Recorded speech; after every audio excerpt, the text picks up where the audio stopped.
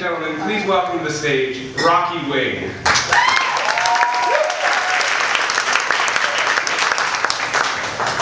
So I'm sitting on this curb outside of a convenience store, you know, like 7-Eleven, but it was a generic type, like Bob's Country Store or whatever, and my car had just broken down. I hitchhiked to this store. This is the early 90s when only the like elite have cell phones, you know, so I'm going back to the store every 45 minutes to pick up the phone there, the pay phone, and dial collect to my parents to get a hold of them, and hanging up after the 6th or 7th ring so I don't charge them, you know, and I'm doing this for 4 to 5 hours just waiting there at the curb, and all of a sudden this late model sedan comes driving up, a guy driving in, a girl sitting next to him and a girl in the back.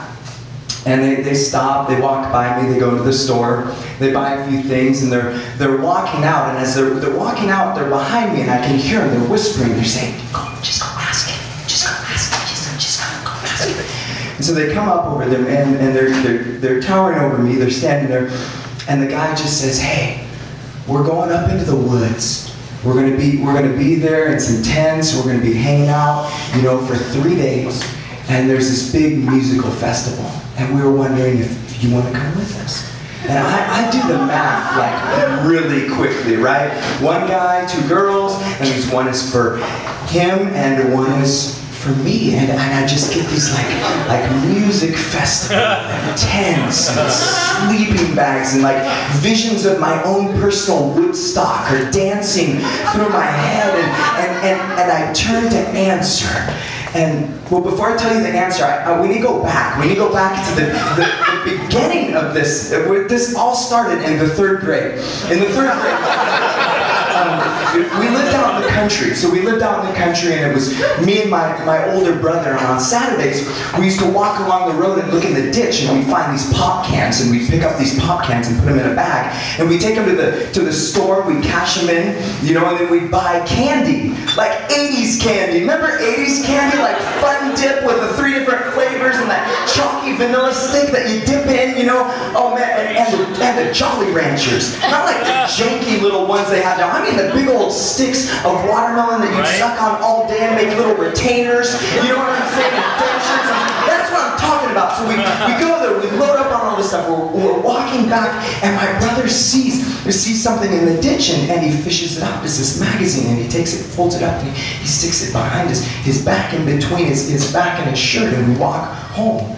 And we wait for my parents to leave. And we go into the bedroom, we close the door, we open it. It's like any other magazine.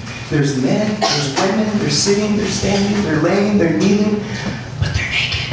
I had never seen anything like this before, but I really enjoyed it. I remember looking at this, and at one point I looked down at my crotch because it had moved. And I looked down, and my brother saw that I was looking, and so he looked, and we both looked down, and we both looked at each other and smiled. And then we just like went back to it, you know, we're going through it, and we had bunk beds at the time, and these bunk beds, they had this fabric, and there was holes in the fabric, and we stuck the magazine through the hole and pushed it way back, and we'd wait for our parents to go, you know, and then we'd go back and get it. And one time when they were gone, I reached my hand back and I didn't feel anything. And I reached farther, and it was gone.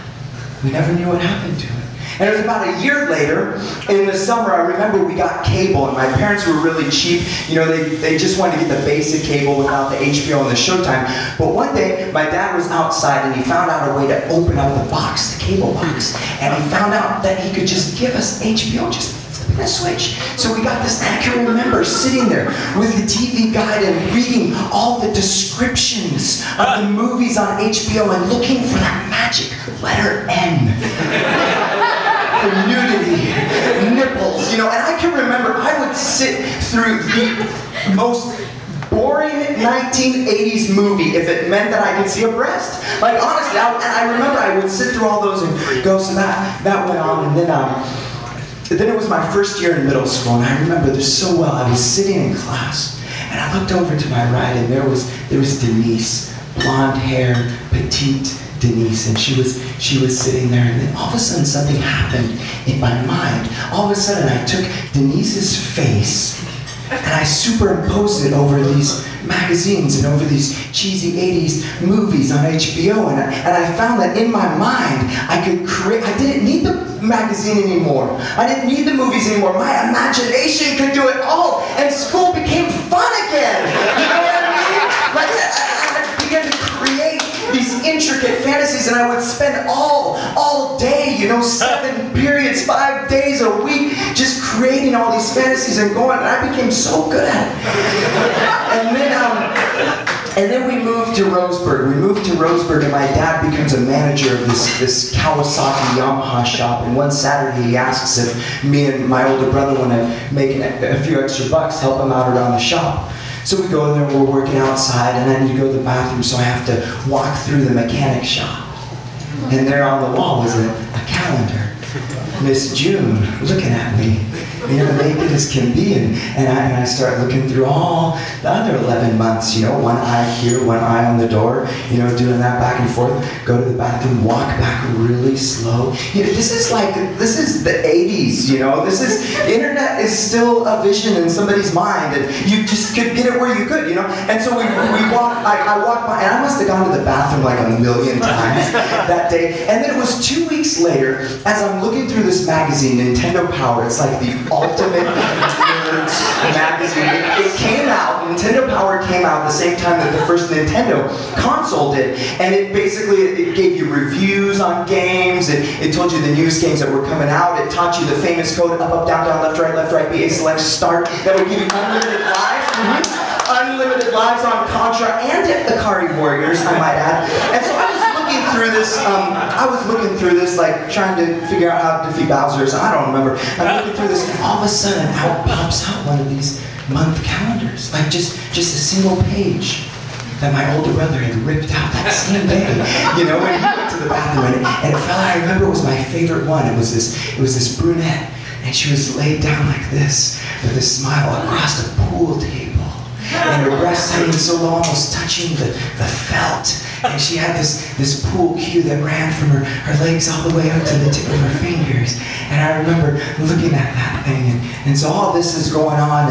And it's the summer between my 8th grade year and my 9th grade year. And my mom comes home from grocery shopping. It's during the summer. And she says to me, "Hey, Rocky, I stopped by a church today." And I'm like, "Good for you." And she said, "I signed you up for a church camp." Okay. I didn't even like the 2 hours that we spent there on Sunday. And you think I'm going to like it for an entire week? Like a church camp? So she said, "We're already paid for it. You're going on this camp." So I go to this camp. I'm there. The very first thing that they do is they haul us to this chapel. They go there and they start the church music. And I get in my church music stance. And I'm looking around, and something changed. I'm looking around in the faces, and I notice there's a joy that they have that I don't have, and that I want. And I can remember that night in my dirty little cabin in the woods called Snake Butte, I talked to Jesus for the first time. And I said, "Jesus, I don't know what this means, but I want you in my life, and I want to follow after you."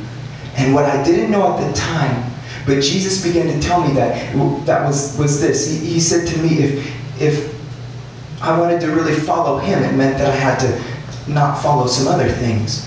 And one of the other things he told me not to follow was this thing that I had been doing with my eyes and in my heart and in my mind.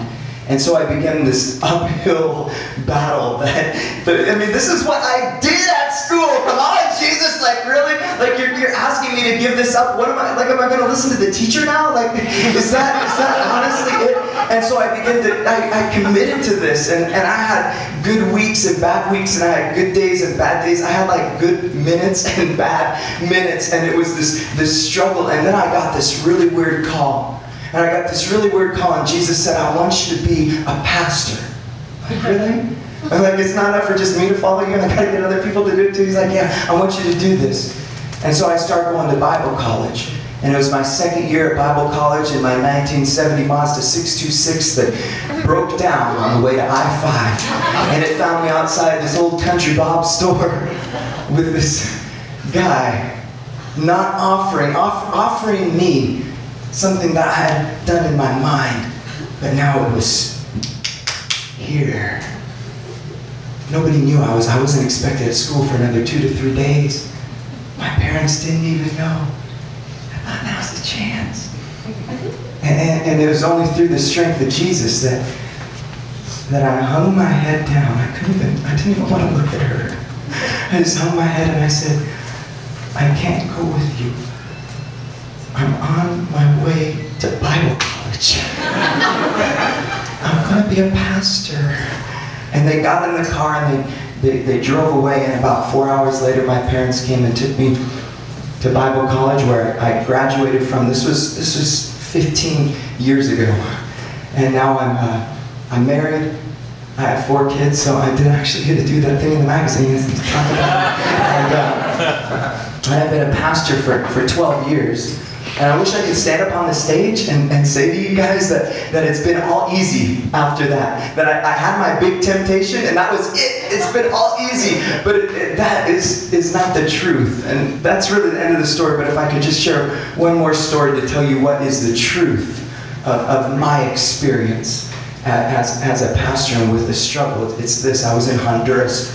And it was this week-long trip, and we're feeding the poor, and we were giving them clothes, and we rented this huge stage, like 9-foot stage with a 30-foot catwalk, and I learned songs in Spanish. And before this crowd of like 50,000 Hondurans, I got to sing in Spanish. It was biggest high ever. And then on Sunday morning, I'm preaching in this small Honduras church, and it's through a translator, so we're getting that rhythm, you know, where I'm talking and then she's talking, we're going back and forth. We've got just this beautiful rhythm, and then suddenly the rhythm is broken, because right there in the front row, right to my left, I see this large, beautiful Honduras breast just staring at me. And I stutter and I stall. You see, in Honduras it's a little bit different. If there's a breastfeeding mom, they just whip them out. It's just, and apparently even at church, right? And so I'm just, and I stop, and in that moment, when the translator is doing her work, in that moment, I'm that 3rd grade boy again, in my bedroom, looking at a magazine that we'd found on the side of the road.